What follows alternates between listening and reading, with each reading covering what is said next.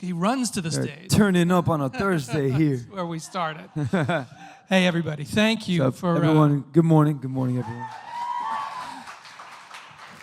Thank you for coming out here in the audience. Thank you, everybody out watching in the wonderful That's world right. of the web. We got people all over watching. I forgot around. to say hi to the camera. Hi, everyone on the other side. And over here. Over here as well. What's up? And mostly. And thank you, Jencarlos, for coming and giving us some time today. Thank you, Alan. Thank you, AOL. I'm happy to be here, man. I miss the city. It had been a while since I've been here. So last night we had a private show, and it was amazing. The energy was amazing. I've already been posting stuff about it, and I love New York. Happy for the excuse to swing back through? Yeah. Good. Hey, so I gotta start with asking. A few weeks ago, probably a lot of people saw you on The Passion. An amazing and amazingly ambitious project that you were a part of.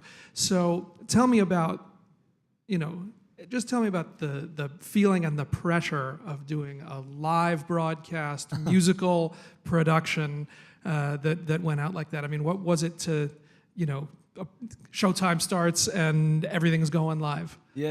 It's quite the thrill. It's an adrenaline rush without a doubt, and to add a little spice onto it, you're playing Jesus Christ. So it's one of the most memorable, special moments of my life. Just also being on stage with Tyler Perry, which I have so much respect for. I mean, come on. And he's become cast, and Seal and Trisha Yearwood, Yolanda Adams, my God. Chris Daughtry, Prince Royce was also part of the team, of the cast. So it's just, a lot of great energy around it, and everyone kind of, pushed the envelope, and we all helped each other. It was beautiful, and we don't mention this enough, I feel, but everyone behind the scenes, the camera crew, everyone was just, the energy was so great. And I've always said, that story was not just for religious people. It goes beyond religion, because sometimes we make the mistake of joining the word God to the word religion, and they're two totally different things. God will always be way bigger than the word religion, and that story was about love, about perseverance, is about love, about perseverance, about so many beautiful things that I needed in my life. So, it was very touching. It was a special moment for me. So they come to you, your manager, your agent, whoever it is, and says, "Okay, so we got this call, and they want you to play Jesus." Yeah. What's the first response in your head when they come with an offer like that? I mean, well, initially they had wanted me to do John Travolta's role in Grease in the live musical, and I unfortunately couldn't do it, and because we were doing telenovela on NBC with Eva Longoria, and we were just wrapping that up. So I was like, damn, I wanted to do Grease, and then. But this is before I even knew about The Passion. And then they call us like weeks later and say, and my manager sends me a link. I'll never forget. I was laying down watching TV. I don't watch the news or anything like that. It's way too depressing. It's crazy. So I'm flipping through channels, and I saw one newscast, flip another channel, another newscast, and they were talking about horrendous things that are going on all around the world. And I get a link from my manager, and he's like, "Check this out. I think we got to do this." And when I clicked on it, it was the trailer of The Passion that they had already done it in the Netherlands. And when I saw it, I was like, wow, like just going from that image to this image was very powerful. And I said, yeah, I think you're right. I think we need to do this. So I did we FaceTimed with Adam Andrews, which is the guy that did the music for Glee, Rock of Ages. I mean, this man is, Sweden, so shout out to all the Swedish people out there watching. And they just make a lot of music. That's Swedes. Exactly. So yeah, and it was just a no-brainer. From that moment on, we said, all right, I'm in. So the big news, the big project right now is working on what will be the first English language album, right? You're in Yes. somewhere in the process. Tell are. us what's the idea, what's the vision, what have you been getting done, what are you hoping to get done? Oh man, well we just I'm with Universal Latin, my label in Spanish, and then on the English side, they just did a joint venture with Republic Records, and we're working with them. What an amazing team, and we have, I mean, Monsters and Strangers, which are the guys that are producing everyone from Selena to One Direction to Nick Jonas to Maroon 5, which is a band I love, and the list goes on. They're the head of the production in this album in English, and then we got writing staff. On the writing staff, we have people like Justin Tranter, Julia Michaels. These are the people that wrote "Sorry" for Justin Bieber. They wrote "Hands to Myself," "Look Good for You" for Selena. They wrote "Cake by the Ocean" for Dance, and they've done some of Gwen Stefani's biggest hits as well. And they're having an incredible moment. So we just have an incredible staff of people just all around us, you know, and from all types. And what I love about our sessions is that I have people in these recording sessions and in these writing sessions, sorry, that some only speak Spanish and then some don't speak Spanish at all. And just to see them communicating through music is so interesting. And people tell me, why would you do that? And I was like, you know, a great melody is a great melody. You know, people that know music, they don't need to know Spanish, English, anything. They know music. So you can't say no to a good melody. You know, once you have a good melody, you can put any lyric on it. You know, Spanish, English. So it's incredible to watch, like, the cultures kind of just blend, become one through music, and all these different influences. We're talking about this sound on the English album. It's this Miami sound machine-ish type of vibe, but brought to our time. And, you know, and the lyrics are so much fun. And some are more, you know, some lyrics are more dark than others because we talk about everything, you know, real life situations that we all go through. But I can't wait for everyone to hear it. It's crazy. So do you have, is there a different kind of ambition for this record than for the music you've made before? I mean, other than the different language and other than always trying to go out and be better and move forward and all that, is there something that you're really setting out to do that's different here than where you've been before? I mean, I think on the Spanish end, we have somewhat of a, how can I say this without offending anyone? I sing reggae fusion in Spanish, reggae fusioned with pop and other elements, and you know, we have our ballads as well. But I mean, it's definitely being on the English side. When you hear American radio, the opportunities of and the options of genres are so many compared to the Spanish industry that it allows us to kind of. I grew up listening to Michael Jackson, Sting, you know, Prince, rest in peace, just Lionel Richie.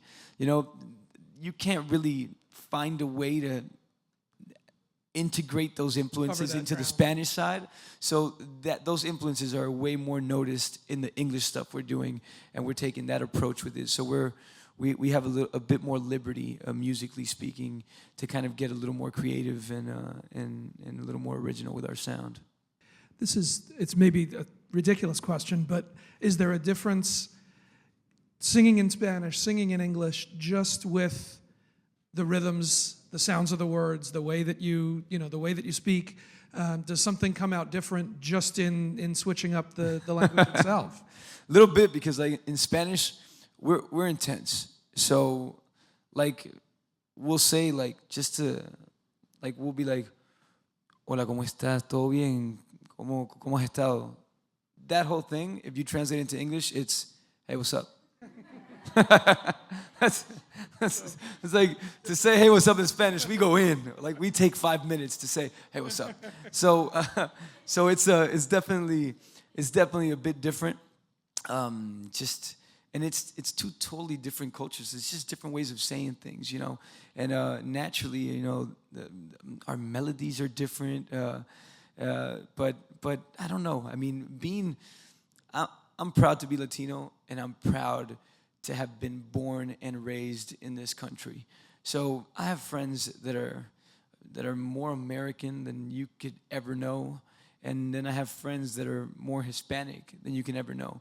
But for me, it's not a 50-50. And that's the thing about my generation, about my bilingual, bicultural generation. You know, we're not 50-50. I'm 100% Latino, and I'm 100% American.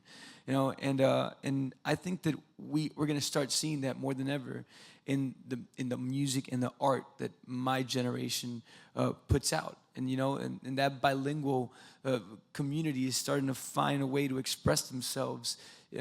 People, you know, you'll hear this album and you'll hear a song, and you'll be like, oh wait, he's Spanish. You'll never know. You know, you'll never know with some of these songs. But that's exactly what we're trying to say. It's like there's no difference. That shouldn't matter. It's just, it is what it is. This is what you got. Yeah. Exactly. So you've had a chance through these different things to work with some, you know, hugely accomplished people. Worked with, you know, on the music side with an Emilio Estefan, worked with a Pitbull, you know, worked with a Tyler Perry on The Passion, even worked with Eva on telenovela. What do you take away from, and is there a thing that you see that's common to the folks who've really like made those kinds of things happen, something that you've learned from being around them? Oh my goodness. I mean, these are people. I have this thing that I say. I tell everyone I get the chance.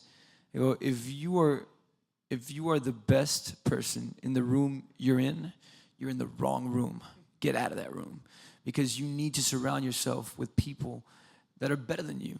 You know, Michael Jordan used to say it. You know, he used to say, I never played basketball with my buddies. I always used to play basketball with people that were older than I was, better than I was, because they've kind of pushed me to be at that level. And it's a great, you know, state of mind to just live by. You want to surround yourself with people that are better than you and challenge you in a spiritual way, in every way, shape, and form, that kind of bring something to the table and teach you. Because, you know, we're intimidated by someone that's better than us.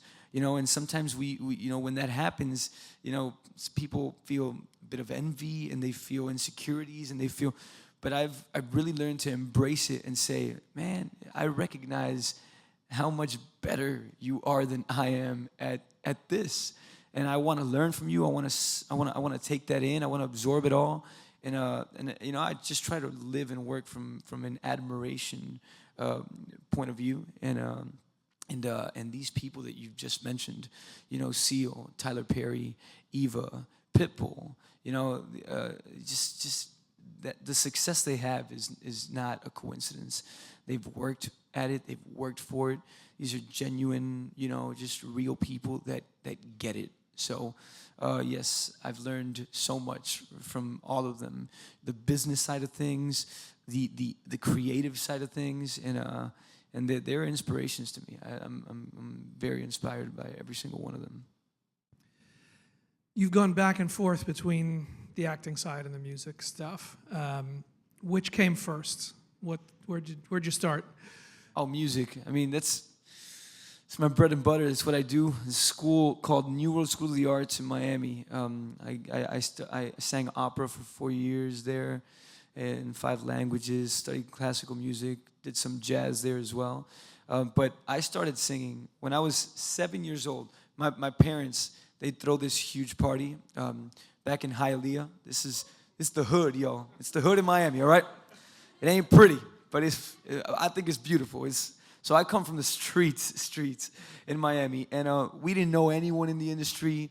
We didn't have money. We didn't have connections, nothing. So I was 7 years old, and my parents threw this party, and my dad writes songs, but he did it as a hobby.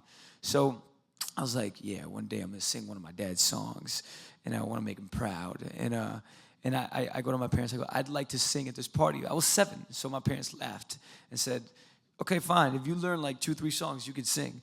I go, oh, I'll learn 2-3 songs. You just watch. So I learned my 2-3 songs. My mom bought me like this suit. I put it on. I slept in that suit like the night before. I didn't take it off. I gathered them in the family room. I did my performance for them. They were cracking up, but I was taking it so serious. I was like, why y'all laughing? I'm being for real right now. I looked like Scarface, y'all. Like a mini Al Pacino with like a blue collar outside the black suit. My shoes were huge. Like I looked ridiculous. And there's videos of this, which is the most embarrassing thing. Oh yeah. So the night came. I remember the feeling in my body.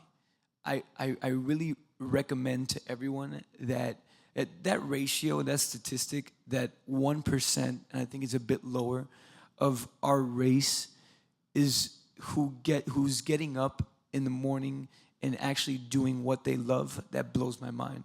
That percentage should be way higher. We should take more risks. Easier said than done, but we need to step out of our comfort zone, because what I felt at 7 years old in the backyard of my house that night is the most amazing feeling ever, ever. My dad says that I told him after I performed for my family and friends there, that I told him that I wanted to feel that forever. So he said, okay, we got to do something about this. And since he didn't know anyone, every time he would find out that a neighbor was having like a party, he'd go ask them if I could sing in their backyard. And that's how literally I started. I went door to door, backyard to backyard. And my goal was like, I want my neighborhood to, like jam to my music. And that was like when I did the backyard party of the neighbor that was 2 blocks down, I was like, the big time. We made it. Right. We made it. So we did it, Dad. We did it. And across the street and everything. Yeah. So, and it was tough, man. I mean, I remember we tried to go to festivals. No one would let us sing. They were like, you're 9, 10 years old. What are you going to do at a festival singing here? My dad was like, I promise you, he's good. You got to let him sing. So my dad, one time, I'll never forget this, he actually found a way to get a limousine from a friend of his, right? And gathered a bunch of my cousins and their friends, printed some pictures of me, and then they had, hold up, my dad had them stand outside of one of the stages at a festival with my pictures, right? And then the limo pulled up, right? And I get out, and I'm cracking up because this is like my cousin, like saying, Jencarlos, isn't that? And she's acting, they're cracking up, but no one knows why they're cracking up and why I'm cracking up. Like we know each other, and they're just pretending to be fans. And believe it or not, the cameras kind of just shifted to us, and they told my dad, who is this kid? I was like, oh, he's big overseas. He's big overseas.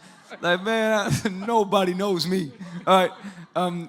And they were like, they let us in backstage. We created like a relationship with the person from the stage. Eventually, they let me sing in that stage. They gave me like a slot in the morning when there was like 10 people. But we kind of just worked ourselves up locally, and I mean our story's a long one, y'all. We could be here forever, but our knuckles are tested. We've had to knock on many doors. Yeah, many didn't open, but it takes that one door to open, and then hey, keep going from there. And is there a different rush or a different thing that you take from the acting? Is there something that you've learned from that, either that goes back into the music or that's a different part of your brain? How do those relate at this point? Yeah, I think as musicians and as singers, our job to make people feel is a bit more difficult than on the acting side, because we're very visual and we live in a very visual generation. So it's a bit easier for someone to feel your pain if they see you cry. But for you to kind of put that tear into a melody or into something that people can only hear, it just becomes a bit more difficult. I feel like as a singer, you have to be that much more sensitive and vulnerable so that you can really put yourself out there emotionally and transmit that feeling. So when you cross that over into the acting side, that's why a lot of, as singers, sometimes acting comes easy to us, because, not easy, I mean, I say it with much respect, but it's not that difficult of a transition, because as an actor, you have to be vulnerable, extremely vulnerable enough to believe the circumstances in which your character finds him or herself in, and really be affected by it and allow yourself to be affected by that world or that situation. And so I love that. I studied psychology for 2 years, and it changed my life. And I mean, I recommend it. We all need psychiatrists. I mean, we go through shit in life that we need some guidance. All of us. Well, I'll speak for myself. And then when I studied psychology, I realized how much psychology is a part of acting. When you come across a character, some methods say you got to put a mask on, but Meisner says acting is not acting. That's the true acting, and it's not about putting a mask on. It's about peeling the layers off, because in our DNA, we're capable of being anyone and anything. We can be great human beings, and that same great human being at some times could be extremely evil, and it's just a matter of perception. So acting is very satisfying to me in a very different way than music is, but it's therapy. It allows me to do things that I probably couldn't do in my real life. Get away with. And I can get away with it because I'm acting. Right, because now you're that guy. Exactly. All right, the clock here tells me that our time up here now goes, now we cede to the floor. So we've got some questions from you guys. We're getting a lot of online questions and love from viewers in Spain and Latin America. Would you like to say hello to your fans in Spanish? Of course. Where do I do that? I do it over here? ¿Cómo están? ¿Cómo están, mi gente? Los quiero muchísimo. Les mando un beso, un abrazo y muchísimas gracias por el cariño, por el apoyo. Gracias por estarnos acompañando acá en AOL. Y nada, pregúntenme lo que quieran. Voy a contestarles lo que me pregunten. ¿Ok? I just said, hey, what's up? That was just thanks for watching. All that was thank you.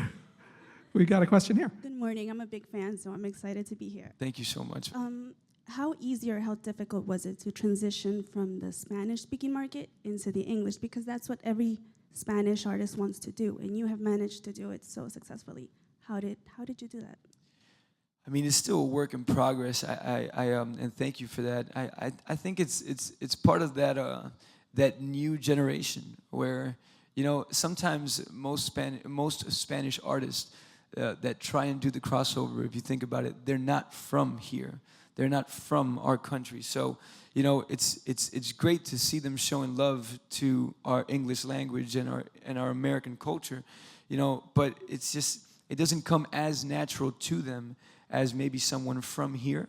So, and I just feel that, when you're born and raised here, there's just things you're exposed to, and things that you can integrate into your art, and you can the way we carry ourselves, or the way we speak, or the way we identify with each other. I still think we can identify with each other no matter where we're from if we give each other a shot and a chance. And we don't judge the cover or the accent in which we speak in. But yeah, I mean, to me, that word crossover is non-existent. In my case, it wasn't a crossover. I actually started singing in English before I started singing in Spanish. It's just my manager, in this case, is Spanish speaking, and the way things, presented themselves to us, and the opportunities that presented themselves to us. My manager being, 100% Latino, being an immigrant from Cuba, that solely speaks Spanish, the opportunities presented themselves in the Latin community. But when I started singing in English, it's not that now all of a sudden we're deciding to sing in English or to act in English. It's the language I've been speaking my whole life. My mother was raised in Rosemead, California, and at home we would speak in English with mom and Spanish with dad. So that's basically. I hope I answered your question, but yeah, I feel very comfortable in both. That's why, and thank you. Hi, how are you? Hey. How are you? I'm good. Thanks for asking. I'm good too. Thank you very much. I'm actually a musical theater actress. Oh, nice. And I study Meisner, and I want to study psychology, so this was good to watch for me. But what I'm wondering is that, have you ever had a problem dealing with nerves when you were just starting out, when you are performing in front of people who you don't know and kind of know they're judging you? Do you have any advice for that? Oh my God, do I have advice for that? Look, I think that I'll tell you a quick story. When I was in junior high, I was the organ player at the church of my school, right? No one knew I sang because I was too embarrassed to sing in school. And, and my friends and stuff like that. And I would just play the organ, play some percussion. And one day in the classroom, there was no one there. I was practicing Amazing Grace on the keys, and I didn't know my teacher was in her office. Door was shut. I start singing Amazing Grace. She comes out, she's like, "You're singing that next Mass." And I go, "Oh God." I was nervous beyond your imagination. I'm talking about crazy. There was 1,000 people in that church. And 3 songs before my time was coming, I told her, "I'll be right back, I'm gonna go to the bathroom." I never left the bathroom, ever. I stayed in the bathroom, missed my performance, missed everything. I would rather face her wrath than face that 1,000 people in that church. And little by little, I just, someone told me something that I take with me to this very day. It's like, it's all perception. I know those nerves are real. I feel them every time before I go out on a stage till this very day. But if you perceive it instead of as nerves, as adrenaline, if you're disciplined, you prepare yourself. Nerves are for people that don't know what they're doing. Adrenaline is for people that are ready, and it's still fear, but when you conquer it and you believe in yourself, and there'll always be people that'll talk smack and not like you and judge you, but that's fine. You're doing it for you. You're doing it so that at the end of the day you say, "I was scared and I did it anyways." Like diving into a deep ocean where you can't see the bottom. You do it, and once you do it, it's so liberating, and I recommend it so much. And you will shake, your hands will shake, your feet will shake, you will be terrified. Probably the first performance will be horrible, but I really recommend you continue and you do it and you do it and you do it, because eventually you'll surprise yourself. I promise you that. Yeah. That'll get you fired up. That'll get you fired up to go to work. That's the thing. All right, we can do one more from over here. Thanks for being here. Thank you. Since you have a new album coming out, do we expect of you going on tour? And if you could bring anyone on tour, just as another artist, who would you bring? Oh, wow. That's a great question. I actually, we're in the process of finishing the album, and we've actually been on tour with the Spanish album since January last year.